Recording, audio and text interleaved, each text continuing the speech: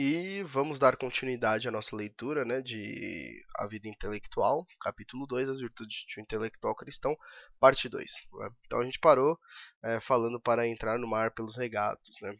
Então, seguindo. Não sobrecarregue o solo, não levante a construção além do que a base permite, ou antes que a base esteja firme, isso fará tudo ruir. Né? Então é interessante porque isso tem a ver, né, com a questão do conhecimento ele ser gradativo, que é justamente se você não tiver bases firmes, você não vai conseguir compreender o que é mais complexo, porque ele depende dessas bases firmes, certo?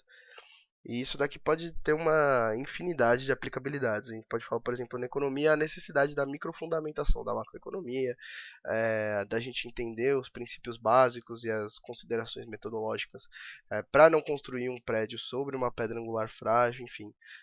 Todo o nosso conhecimento ele precisa realmente de uma base firme para que a gente saiba o que está fazendo quando for para o mais complexo, porque senão, exatamente no mais complexo, que o conhecimento mais basilar, mais simples, se faz necessário para você ter um ponto de referência. Né? Quem é você? Onde está? Que alicerces intelectuais já possui? Eis o que determina seus empreendimentos no campo da ciência. Se quiseres ver o frondoso, planta o pequeno, dizem os silvicultores, o que é, em outras palavras, o conselho tomista. O sábio começa pelo começo e só dá um passo depois de assegurar o anterior. Deixa eu pegar aqui o que é esse silvicultores aqui. Que bom a gente saber. Silvi. Será que é de Silveira? E aí tem cultura, vai? Pode ser silvicultura. Que provavelmente silvicultores vai estar como praticantes da silvicultura. É a ciência dedicada ao estudo dos métodos naturais e artificiais de regenerar e melhorar os povoamentos florestais com vista a satisfazer as necessidades do mercado, ao mesmo tempo a aplicação do estudo na manutenção, aproveitamento e uso racional das florestas. Então isso é silvicultura. Os silvicultores são quem fazem isso. É por isso que os autodidatas têm tantos pontos fracos. Ninguém pode começar pelo começo sozinho. Isso é verdade. Inclusive foi um dos motivos que me levou a ir para a faculdade de economia. Quando nos juntamos a um grupo que já vem caminhando, eles nos dão resultado das etapas percorridas sem nos mostrar a trajetória correspondente. Por exemplo, cara, na trupe a gente tem muito essa visão como comunidade. Por outro lado, o que vale para cada um quanto às etapas de seu desenvolvimento, vale para cada um em relação aos outros. Não nos devemos superestimar, mas nos avaliar. Aceitarmos-nos tal qual somos é obedecer a Deus e preparar-nos vitórias seguras. Pretende a natureza mais do que ela pode? Tudo nela é medido com exatidão, sem esforços vãos e sem avaliações ilusórias. Cada ser age segundo sua quantidade e sua qualidade, sua natureza e sua força. Depois repousa em paz. Somente o homem vive de pretensões e de tristezas. Que ciência e que virtude há em julgar bem e perseverar em si mesmo? Você tem um. Peraí. Que ciência e que virtude há em julgar-se bem e perseverar em si mesmo? Você tem um papel que só você pode representar e que deve ser representado com perfeição, em vez de tentar violentar a fortuna. Os destinos não são intercambiáveis. Quem tenta subir demais ou rebaixar-se, perde-se. Caminhe para a frente fiel a si mesmo, tendo Deus como seu guia. Santo Tomás acrescenta que a essas necessárias precauções, o cuidado de não só pôr só curiosidade nos objetos inferiores em detrimento do objeto supremo. Tiraremos disso mais adiante uma consequência importante quanto à organização do trabalho. Mas, antes de tudo, o estudo deve preservar o lugar do culto, da oração, da meditação direta sobre as coisas de Deus. Ele mesmo é um ofício divino, mas refletido. Investiga as honras e honra os vestígios do Criador, ou então suas imagens, conforme escrute a natureza ou humanidade, mas deve ceder em seu tempo à sua frequentação direta. Se não o faz, além de desprezar um grave dever, a imagem de Deus na criação torna-se opaca, e seus vestígios só servem para afastar daquele que testemunham. Estudar tanto que se deixe de rezar, de se recolher, que não se leia mais a palavra sagrada e nem as palavras dos santos, nem as das grandes almas, estudar tanto que se esqueça de si mesmo e de tão concentrado no objeto de estudo, se negligencie o hóspede interior, é um abuso e uma trapaça. Supor que assim haverá maior progresso e que se produzirá mais é achar que o riacho fluirá melhor se lhe secarmos a fonte. Tá, isso foi um soco na minha cara. A ordem do espírito deve corresponder à ordem das coisas. Na realidade, tudo se eleva Na realidade, tudo se eleva ao divino, pois tudo depende dele, pois tudo dele procede. Na efígie da realidade em nós, as mesmas dependências existem, a menos que tenhamos desarranjado as relações do verdadeiro. 3. O espírito de oração. Acho que isso daqui era a parte que ele fala que o intelectual não é isolado, né? A virtude própria do intelectual, não. Acho que a gente já viu essa parte, então. Essas disposições estarão garantidas, né, três espíritos de oração, seção 3. Essas disposições estarão garantidas se, independentemente da piedade que precede ao estudo, cultivarmos no próprio trabalho espírito de oração. É ainda São Tomás que diz ao apaixonado pela ciência: Oratione vacare non desinas. Não abandone jamais a oração. E Van Helmont explica-nos esse preceito por essas sublimes palavras: todo estudo é um estudo da eternidade. A ciência é um conhecimento pelas causas, dizem-nos sempre. Os detalhes não são nada, os fatos não são nada. O que importa são as dependências, as comunicações de influências, as relações de troca que constituem a vida na natureza. Ora, acima de todas as dependências, há a dependência primeira, no seio de todas as relações, a suprema relação, no topo de todas as comunicações, a fonte, sob as trocas, o dom, sob a sístole e a diástole do mundo, o coração, o imenso coração do ser. Não deve o espírito referir-se constantemente a ele e não perder por um minuto sequer o contato com aquele que é tudo que é tudo de todas as coisas e por conseguinte de toda a ciência. A inteligência desempenha plenamente seu papel exercendo uma função religiosa, quer dizer, prestando um culto à verdade suprema através da verdade reduzida e dispersa. Cada verdade é um fragmento que exibe em todos os seus aspectos suas ligações. A verdade é uma em si mesma e a verdade é Deus. Cada verdade é um reflexo por trás do reflexo e dando-lhe valor a esta luz. Cada ser é uma testemunha, cada fato é um segredo divino.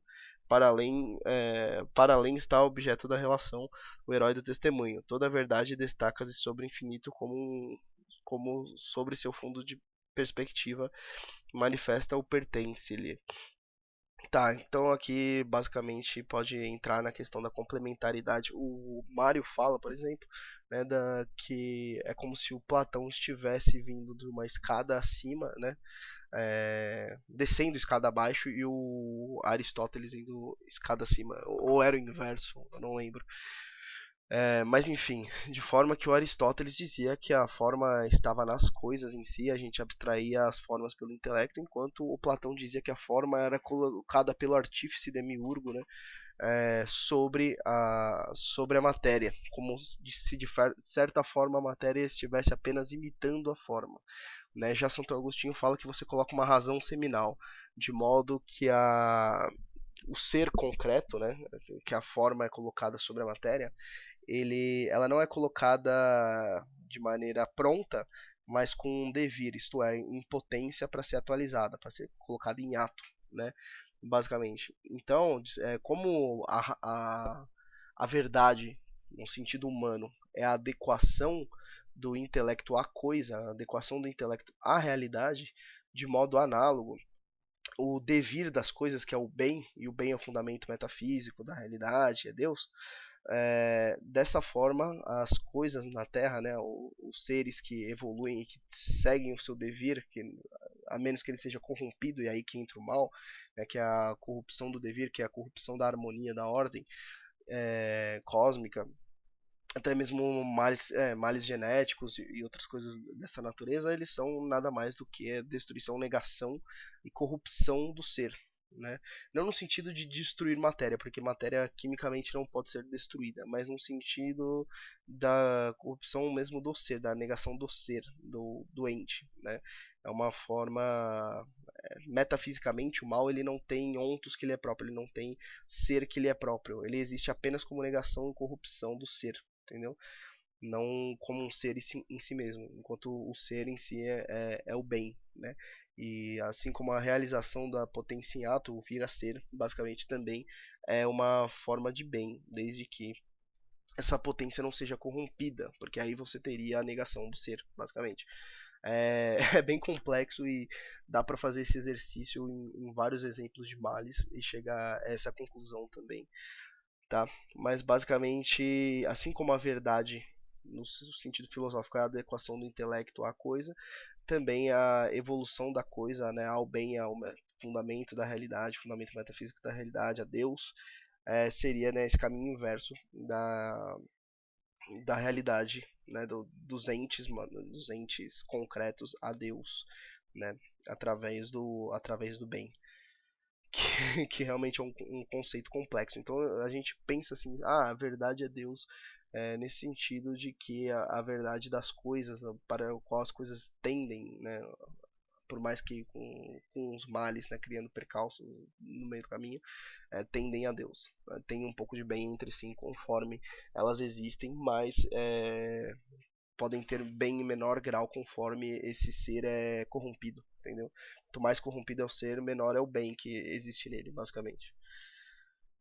Toda verdade, então, destaca-se sobre o infinito como um fundo de perspectiva, né, manifesta ou pertence-lhe. Uma verdade particular pode ocupar toda a cena, as imensidões estão mais além. Poderíamos dizer uma verdade particular é simplesmente um símbolo real, um sacramento do absoluto.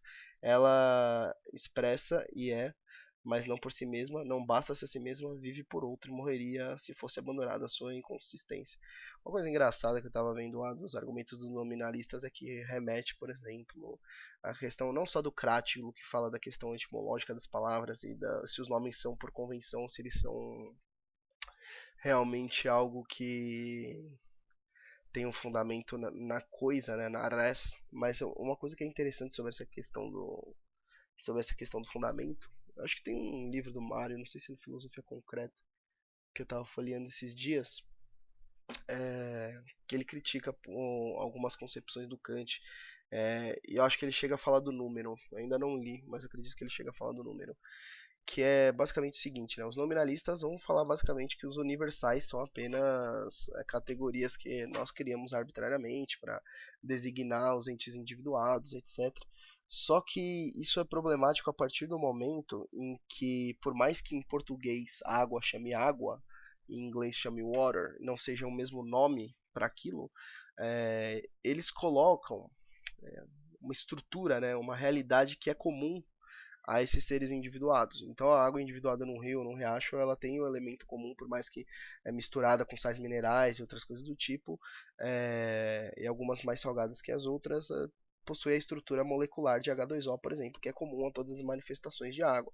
Enquanto as categorias das ações, dos meios de produção, etc., como o Hayek fala no, nos fatos das ciências sociais, existe uma realidade que é comum, apesar de teleológica, né, de uma estrutura, de uma determinada configuração que tende a um fim, que visa atender um fim humano, independente da matéria que compõe aquilo. Então, esse negócio de que, não, os nomes são apenas convenções, tudo mais, que o Platão discute, né, extensivamente no Crátilo, apesar de eu achar que fica um pouco maçante a questão etimológica, né, e depois que ele fala que é basicamente uma imitação da forma do ser, né, na fonética, independentemente, mesmo que fossem simplesmente palavras totalmente arbitrárias, sons totalmente arbitrários, estes sons, basicamente, essa combinação de signos, né, em termos de escrita, eles se referem a uma estrutura de realidade que é comum. Tá? Então, nesse sentido, não seria nem pura convenção e pura arbitrariedade também, nem pura. Ai, caramba. Nem pura relação direta com a coisa, né? Mas que expressa basicamente uma estrutura comum que só pode ser abstraída pelo intelecto e não pela observação do ente individuado e simplesmente você não sai disso, certo? Para a alma totalmente desperta, portanto, toda a verdade é um lugar de encontro. O pensamento soberano convida o nosso. Faltaremos a esse sublime encontro? A vida do real não está naquilo que vemos, no que analisamos pela ciência. O real tem uma vida oculta, como Jesus, e essa vida também é uma vida em Deus. É como uma vida de Deus. É uma revelação de sua sabedoria através das leis, de seu poder através dos efeitos, de sua bondade através dos bens, de sua tendência a difundir-se através dos intercâmbios e do crescimento. Convém venerar e amar essa espécie de encarnação em contato com aquele que se encarna. Separar esse corpo de Deus de seu espírito é menosprezá-lo, como é menosprezar o Cristo, ver nele unicamente o homem.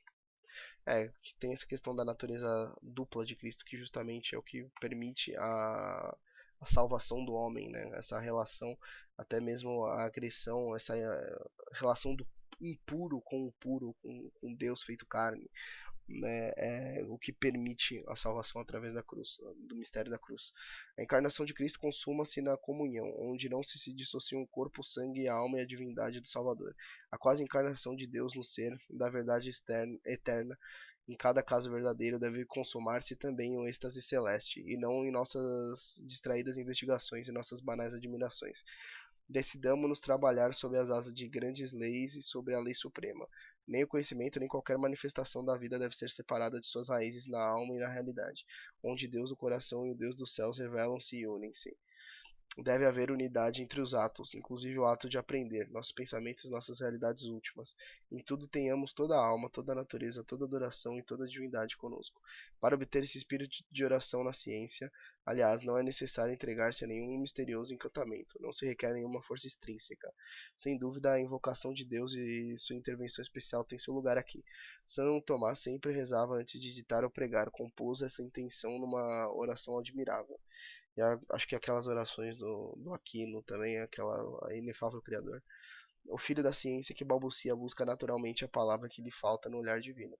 Mas na própria ciência, na ciência cristã, encontramos o escabelo que, elevando-nos para Deus, permite-nos retornar ao estudo com uma alma mais iluminada e e, com, e como que com os dons do profeta, né? E essa questão de iluminação, essa simbologia, né, da luz, ela é muito mal compreendida hoje em dia, né? Porque as trevas, essa ideia de treva vem de uma ideia de falta de clareza, tanto no sentido literal quanto no sentido figurado, né? Porque aquilo que é claro não é aquilo que você consegue enxergar ao mesmo tempo de que aquilo que é vago, né, dentro do seu conhecimento é aquilo que você não pode compreender. E essa noção de essa ligação entre visão e compreensão é muito essa simbologia, né, de ligação entre visão e compreensão, ela é muito estrita, né, muito próxima, né? Então, essa ideia de iluminação, de clareza, tudo mais, não é uma ideia de cor de pele, mas é a simbologia humana antiga, sabe?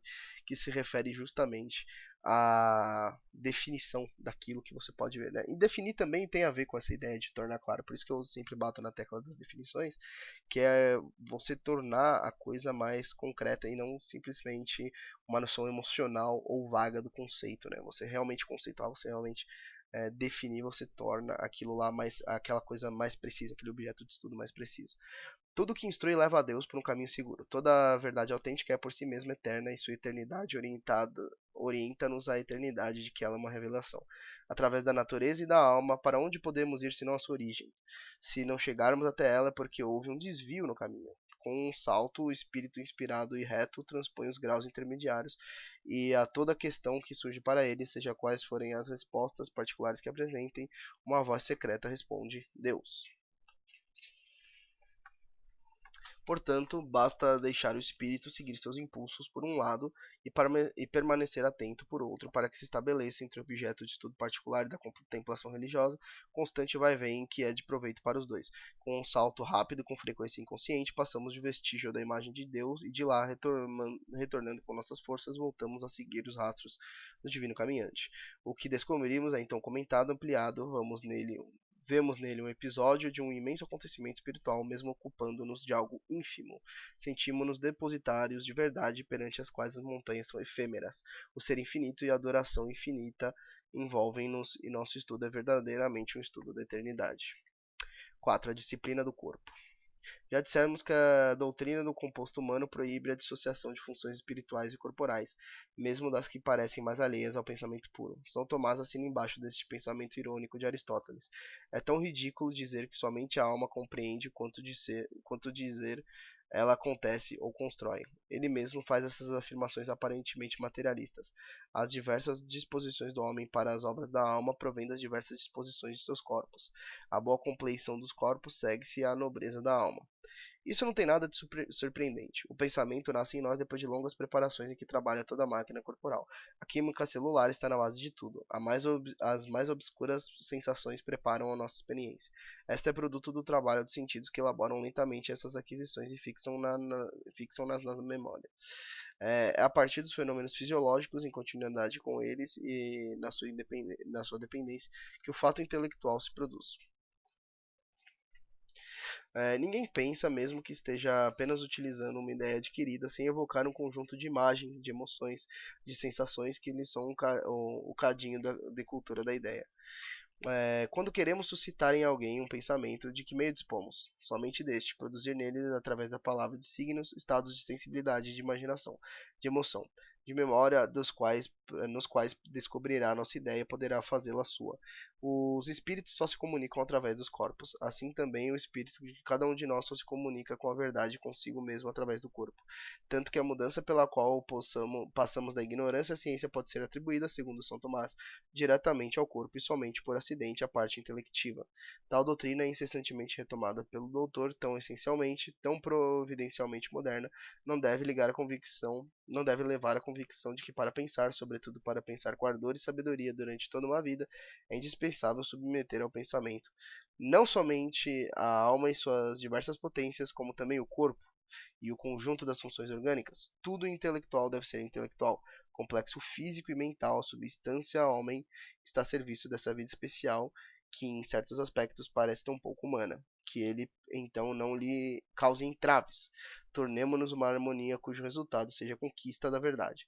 Ora, há nisso duas coisas que devem ser consideradas sem nenhum respeito humano, embora a primeira delas costume assustar os homens espirituais de juízo pouco firme. Primeiro, não tenha vergonha de se preocupar com a saúde. Muitos gênios tiveram uma péssima saúde, o Mário foi um deles, e se Deus quiser que sejam assim como você, não discutamos. Se Deus quiser que seja assim com você, não discutamos. Mas se as suas ações prejudicam sua saúde, isso é tentar a Deus gravemente. Você está seguro. Peraí, que tá foda aqui.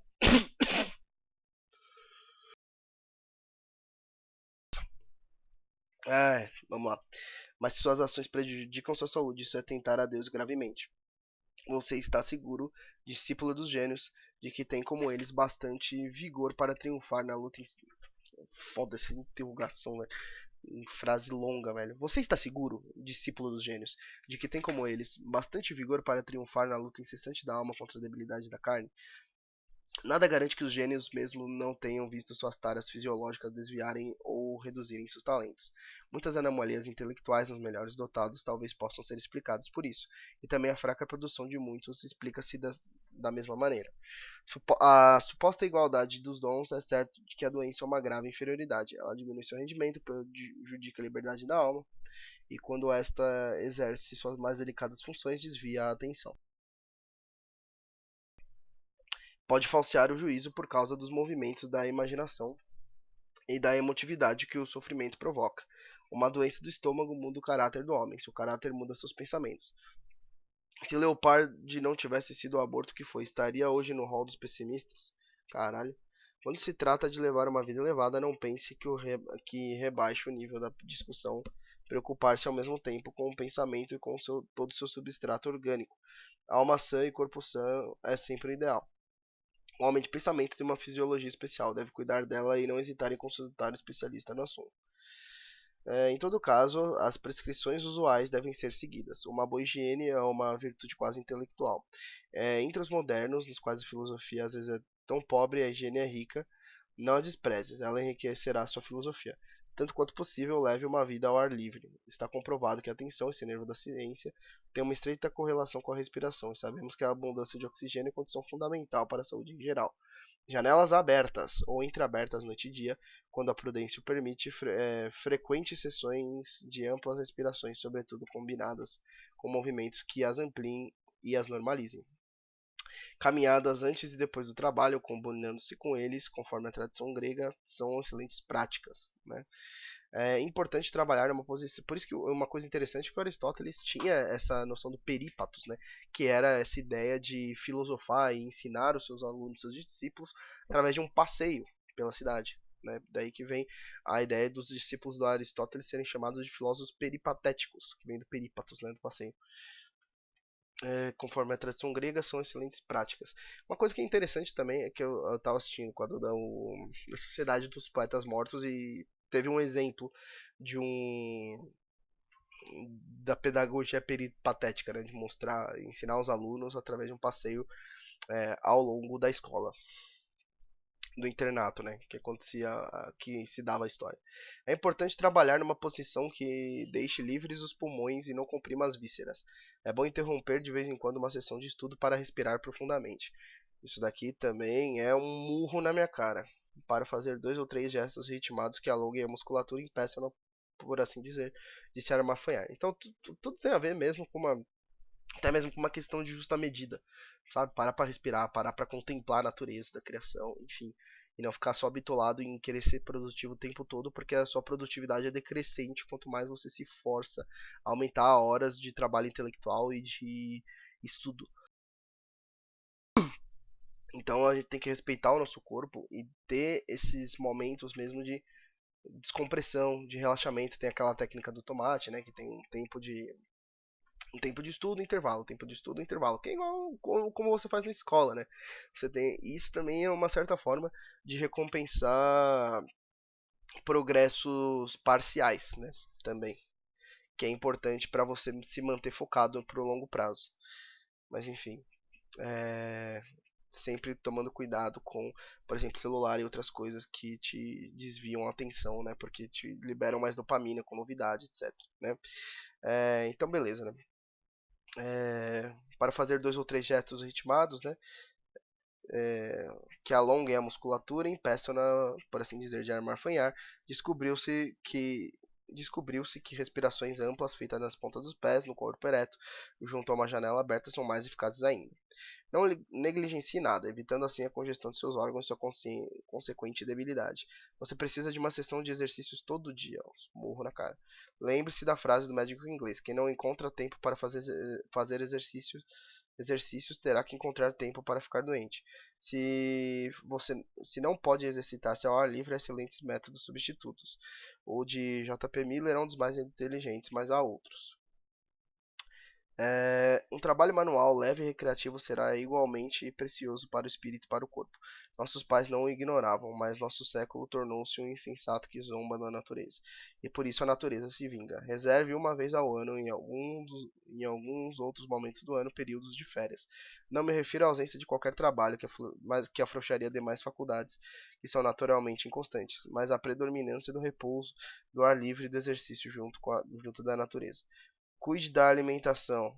Soco na cara. Uma refeição leve, simples, moderada em quantidade e em condimentos favorecerá um trabalho mais atento e mais livre. Um pensador não passa a vida em sessões de digestão. Vele mais ainda sobre seu sono. Não durma nem pouco. Nossa, se a Duda estiver vendo isso, é bom que ela ouça mesmo. Isso daqui também é pra mim, todos nós, né? Nessa vida urbana, a gente é foda. Vele mais ainda sobre seu sono. Não durma muito nem pouco. Muito sono torna o sangue e o pensamento pesados, gordurosos e espessos. Pouco sono torna o suscetível a prolongar e aumentar perigosamente as excitações do trabalho. Ou ficar mais irritado, né? Observe-se em matéria de sono, como para a alimentação, encontre a medida que lhe convém e tome a firme resolução de mantê-la. Nessa matéria não há uma lei geral, assim como essa ideia do Aristóteles da justa medida, né, da virtude como a justa medida. Do Platão também, né, essa ideia da frônesis. E a frônesis ela vale para tudo, que é uma justa medida. De certa forma ela é empírica porque ela depende mesmo das particularidades e dos seus objetivos, daquilo que você pretende alcançar, do seu corpo, enfim, não há uma fórmula única para todas as pessoas, mas há uma justa medida que é de acordo com o contexto de cada um. Em suma, compreenda que o cuidado com o corpo, o instrumento da alma, é para o intelectual uma virtude e uma sabedoria. São Tomás reconhecia-lhe claramente esse caráter, incluía essa sabedoria do corpo entre os outros elementos que concorrem para a felicidade temporal, prelúdio da outra. Não torne-se um raquítico, um fraco, que acabaria mais tarde transformando-se num idiota, num velho extemporâneo, não seja um tolo admirador do talento que o Senhor lhe confiou. Mas o cuidado com o organismo corporal comporta também outros elementos. Falamos das paixões e dos vícios como formidáveis inimigos do espírito. Pensávamos então nos seus efeitos psicológicos, nas perturbações que causam no juízo, na orientação do espírito que transformam-nos, depois de certo ponto, em uma potência das trevas. Agora tratemos de seus efeitos corporais que tornam-se, indiretamente, doenças da alma. Quem é guloso, preguiçoso, escravo do travesseiro e da mesa, quem abusa do vinho, do álcool, abusa do tabaco, quem esquece de si mesmo nas excitações malsãs, em hábitos que a um só tempo debilitantes e enervantes, é, hábitos a um só tempo debilitantes e enervantes, em pecados mais ou menos perdoados periodicamente, mas cujos efeitos permanecem, como conseguirá praticar a higiene cuja necessidade acabamos de expor? Um amigo do prazer é o inimigo do próprio corpo e logo se tornará o inimigo da própria alma. A mortificação dos sentidos é necessária ao pensamento, e somente ela pode nos levar a um estado clarividente de que fala Gratri. Obedeça a carne e estará se tornando carne, e o que é preciso é tornar-se todo espírito. Por que chamam São Tomás de doutor angélico? É unicamente por seu gênio alado? Não é porque tudo nele estava subordinado ao pensamento genial e santo, porque sua carne, oriunda das margens tirrenas, tinham se revestido com a brancura do Carmelo e do Hermon, porque casto, sóbrio, pronto para o ardor e afastado de qualquer excesso, era todo ele uma inteligência movida por órgãos, conforme sua célebre definição. A disciplina do corpo e sua mortificação, aliada aos cuidados que lhe são necessários, dos quais são a melhor parte, essa é, trabalhadores cristãos e sobretudo vocês jovens, uma das mais preciosas salvaguardas do seu futuro. Nossa, eu tô tossindo pra caramba. Bom, terminamos aqui, né, as virtudes de um intelectual cristão, segundo capítulo de A Vida Intelectual. Faltava realmente pouco pra gente finalizar e o próximo vai ser a organização da vida. Logo, o primeiro item, né, primeira sessão começa com simplificar, né. Muito bem, meus amigos, espero que vocês tenham gostado. Voltamos aqui com essa leitura maravilhosa desse livro, mais do que necessário para todo intelectual, não apenas intelectual cristão, apesar de ser mais o contexto de um intelectual cristão. Mas as lições de humildade, de cuidado com o corpo e outras coisas são, assim, gerais para todos os intelectuais, beleza? Então, fiquem todos com Deus. Quem não acredita em Deus, fiquem com a força do Luke Skywalker. E nos vemos no próximo vídeo, no próximo episódio. Vão ter naturalmente vídeos sobre outros assuntos, né? Mas nos vemos no próximo vídeo. Forte abraço.